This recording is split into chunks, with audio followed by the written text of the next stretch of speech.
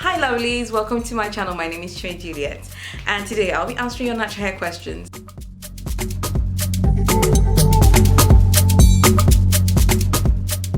All these questions were sent to me via Instagram DM, and also when I put the question sticker on my stories, I asked what kind of questions would you like me to answer regarding your natural hair health. So I got tons of questions and I'll be addressing about 6 to 10 of them in this video, depending on how long this video gets. But I don't want the video to be longer than 10 or 15 minutes. So I like to keep it short so you can absorb as much information as possible. So I'm going to also be having another part of this video. I think it's going to be a 3-part natural hair questions answered video. So yeah, so let's just get right into the questions. So the first question is by Chinwe and she says, how do you retain growth and deal with knots? It depends on your regimen, okay? Your regimen matters. The only way you can the only way that you can retain length and keep the hair that grows on your head is dependent largely on your regimen. Your regimen your routine, that's what I mean by regimen, has to be consistent and it has to be able to meet the needs of your hair. So I do have a book on 50 tips and tricks that can help you grow your natural hair faster and longer. So you can get it by clicking on the link in the description box or in the comment section to give you ideas on what you might be doing wrong in your routine that might be affecting your healthy hair growth. So you can purchase it and then have a look at it to see what might be going wrong. It's a 2-part question. She says, how do you retain growth and how do you deal with knots? So I always talk about knots, single strand knots, because my hair is 4C hair type, and type 4, specifically 4C hair, shrinks up a lot, and it is always best to leave it in a stretched state if you don't want single strand knots. So I don't have knots because my hair is always stretched, as you can see.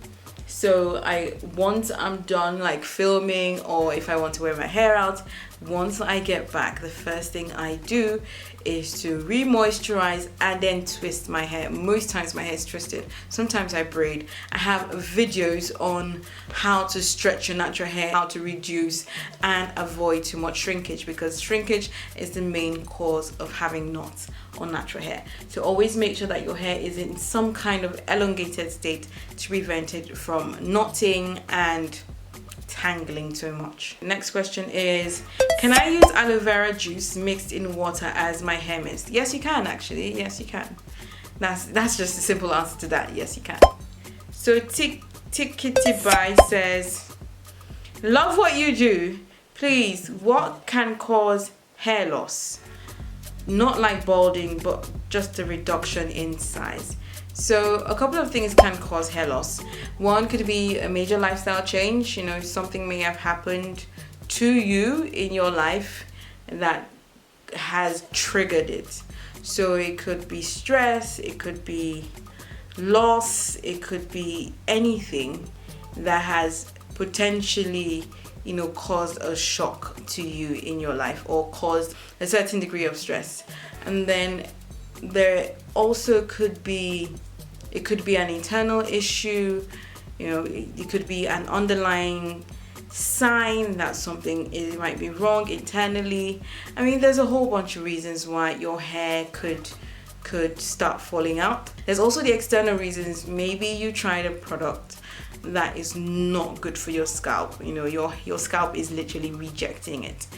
Then that could also cause inflammation and then lead to that as well. So when you begin to notice subtle signs of hair loss, that you check these things first, and if it's persistent, make sure that you visit a trichologist to have a proper examination of what might be causing your hair to fall out or generally to reduce in size. So another question is, how do you retain moisture on your hair? So I retain moisture. I feel like all these questions, I have videos addressed to all of these questions. I'm going to give you an answer in a few words. So the way I retain moisture the most is by keeping my hair in twists. After I moisturize with products, so I do the LCO method. So I spray on my leave-in, then I go in with my cream and then the oil. But then I've noticed that when my hair is loose, it dries out faster. But then if I keep my hair in twists, so before I go to bed, my hair is in twists or is in, a twisted kind of style that keeps my hair all together, then my hair doesn't lose moisture as fast. So that's one of the tricks that I use to keep moisture in my hair for a longer period of time. Fourth question is, after my twist out, my hair doesn't fall down naturally, it stays horizontal. Help. Okay, so one thing to note is we all have different hair characteristics, okay? So even if your hair might be 4C, it may not fall. It may stand up. It may, as she said, it may be horizontal. So some of us have 4C type hair that falls, like me. And then some of us have 4C like hair that, regardless of whatever you do to it, it is going to the skies. It is not coming down. So it is just your hair's characteristic that causes it to stay up, okay?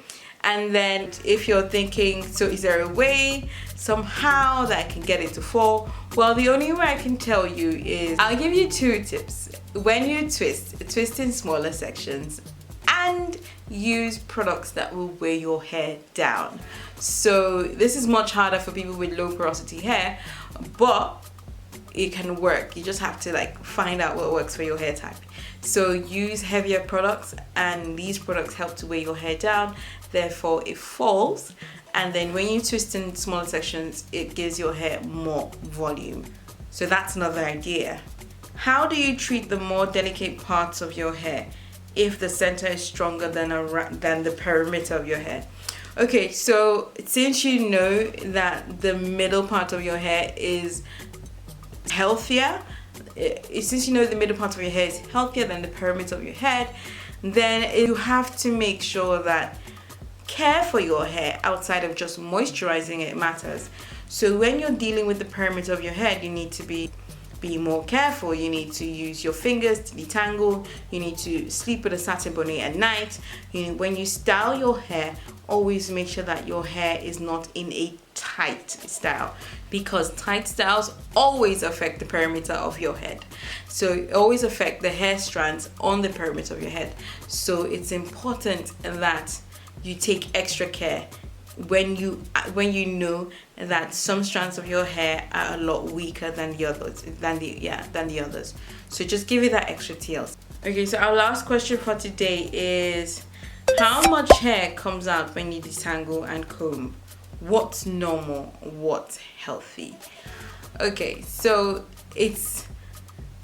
our hair sheds 100 strands per day. We naturally, scientifically shed 100 hairs per day. Now, imagine not combing your hair for 2 weeks, for a month, for 3 months. Imagine the kind of shed hair that you expect to get. What you need to understand also is that not only shed hair comes out, also breakage. Your hair could also be breaking if you're not taking care of it properly, or if you're combing your hair dry. That could also add to the shed hair, making it look way more than it's supposed to. So always take care to pay attention to how much your hair has been shedding compared to how much your hair is shedding now. Using that analysis of 100 hairs per day, visually you can always be able to tell, okay, this amount is okay and also this amount is okay, depending on your hair routine and how often you go in to manipulate your hair. So alright, lovely, so that's all for the questions today. Let me know if I've answered your questions, and if there's something you learned today, let me know in the comment section below. Don't forget that you can purchase my book, 50 Tips and Tricks to Grow Your Natural Hair Faster and Longer. And don't forget to leave a review on the website as well. And yes, take care, lovelies. Don't forget to live well, live great, and pray always. God bless you and God loves you. Take care, lovelies. Bye.